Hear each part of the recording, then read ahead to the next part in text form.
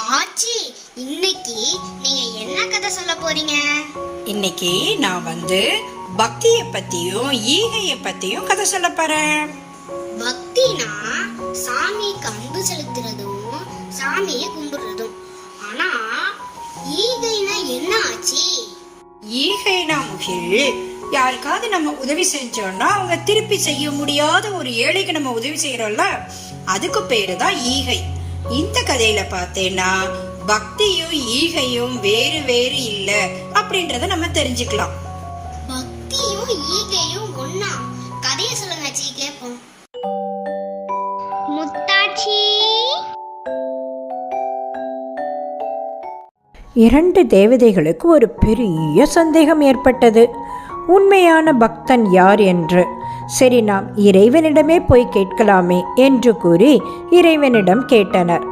அதற்கு இறைவன், இந்த ஊரில் பலரை சந்தித்து உண்மையான பக்தன் யார் என்று விசாரித்து வாருங்கள் என்று கூறினார்.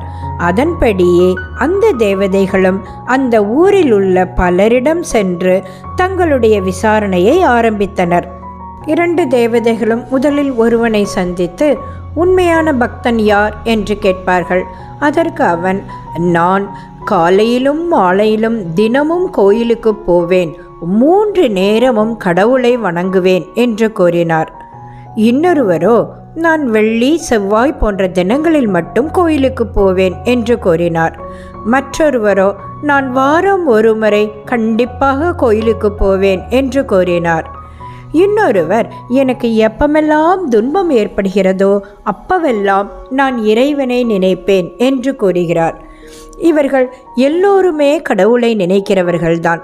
இவர்களில் யார் உண்மையான பக்தன் என்று 2 தேவதைகளுக்கும் குழப்பம் ஏற்படுகிறது. அப்பொழுது ஒருவன் மிகவும் வேகமாக விரைந்து சென்று கொண்டிருந்தான்.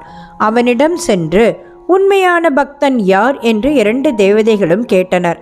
அதற்கு அவன், எனக்கு இறைவனை பற்றி சிந்திப்பதற்கே நேரமில்லை, நான் அவசரமாக ஏழைகளுக்கு உதவ சென்று கொண்டிருக்கிறேன் என்று கூறியவாறு விரைவாகச் சென்றான்.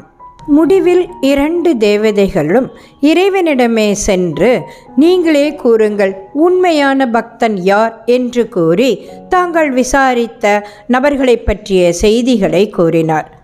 இறைவன் சிறிது சிரித்து கொண்டே யோசித்தார். அப்பொழுது 2 தேவதைகளும், அந்த 3 வேளையும் கோயிலுக்கு போகும் அந்த மனிதன் தானே சிறந்த பக்தன் என்று கேட்டனர். அதற்கு இறைவன் சிரித்தவாறு, இல்லை, ஏழைகளுக்கு உதவுவதற்காக ஓடினானே, என்னை பற்றி சிந்திப்பதற்கே நேரமில்லை என்று கூறினானே, அவன்தான் உண்மையான பக்தன். ஏழைகளின் சிரிப்பில் இறைவனை காணும் அவனே உண்மையான பக்தன் என்று இறைவன் கூறினார். வறியவருக்கு ஒன்றீவதே ஈகை, மற்றெல்லாம் குறி எதிர்ப்பை நீர துடைத்து.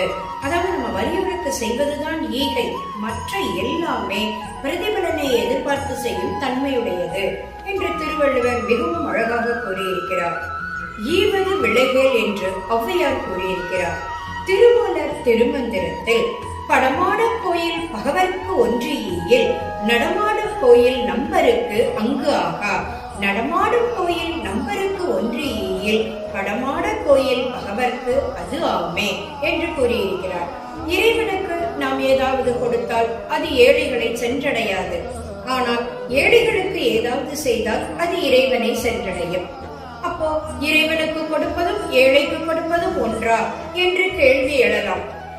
ஏழைகளின் வயிறு தபால் பெட்டி மாதிரி, நாம் அதில் போடும் கடிதங்கள் இறைவனிடை சென்றடைகிறது. நன்றி, வணக்கம். இந்த கதை உங்களுக்கு பிடிச்சிருந்ததுன்னா லைக் பண்ணுங்க, ஷேர் பண்ணுங்க, சப்ஸ்கிரைப் பண்ணுங்க. மறக்காம பெல் ஐகானையும் கிளிக் பண்ணிருங்க. நன்றி.